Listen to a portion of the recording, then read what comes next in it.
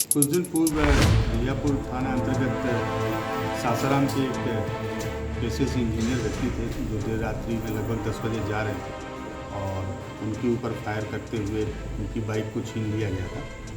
क्योंकि मामला बड़ा गंभीर था, इसको देखते हुए सिटी एसपी के नेतृत्व में एक टीम गठित की गई थी जिसमें एसपी टाउन थी और डीआईओ की टीम थी और रियापुर के थानाध्यक्ष भी काम कर रहे थे।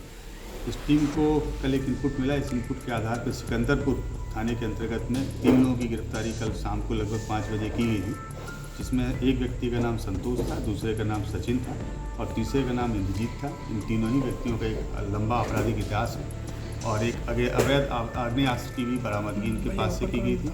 और इसके अतिरिक्त जो इंजीनियर थे जिनकी लूटी हुई बाइक थी, उस बाइक को भी अपराध कर्मियों से जब्त किया गया था। इसके अतिरिक्त कुछ दिन पूर्व हथौड़ी थाना अंतर्गत एक सीएसपी में भी लूट की घटना घटित हुई थी, जिसमें सीएसपी संचालक का मोबाइल को भी लोग लूट के ले गए थे।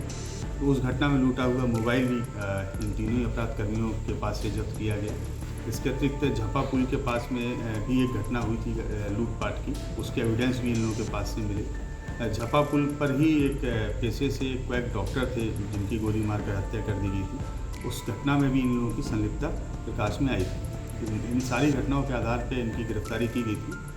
लेकिन देर रात्रि में जब मेडिकल कॉलेज में इनके चिकित्सीय परीक्षण के लिए इनको ले जाया जा रहा था, उसी दौरान इसमें से 2 अपराधकर्मी जिप्सी में पुलिसकर्मियों के साथ धक्का देकर भाग खड़े हुए, जिसमें से एक का नाम सचिन था और दूसरे का नाम संतोष था।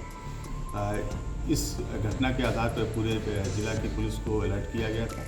हम लोगों के द्वारा भी वहाँ कैंप किया गया रियापुर थाने में और देर रात्रि में 1 बजे के लगभग ये दोनों अपराधकर्मी हैं, जिसमें एक का नाम संतोष और दूसरे का नाम सचिन, झपा के जो फ्लाईओवर है उसके नीचे इनके साथ में जो हम लोगों की टीम थी वहाँ मुठभेड़ हुई। इन लोगों के द्वारा पुलिस के ऊपर फायरिंग की गई, लगभग 3 राउंड गोलियाँ चलाई गई।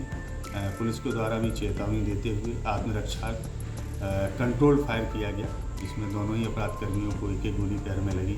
दोनों अभी मेडिकल कॉलेज में इलाजरत हैं और इन तीनों ही अपराधकर्मियों का एक लंबा आपराधिक इतिहास है जो पूरी लिस्ट में आप लोगों के साथ में शेयर कर रहा हूँ। प्रभातखबर.com, विश्वास वही, रफ्तार नहीं।